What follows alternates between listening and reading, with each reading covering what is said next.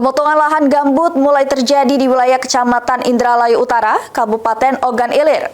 Peristiwa ini terjadi pada Kamis sore di Desa Palem Raya.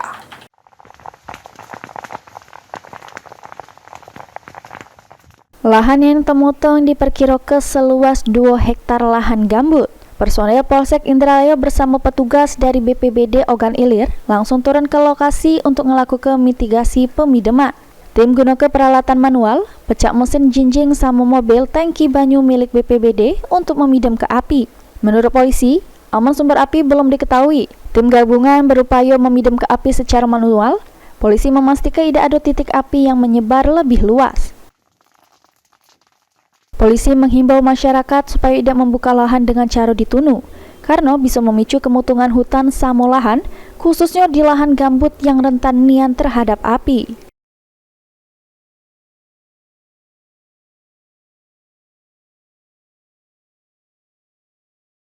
Ahmad Romawi, PAL TV.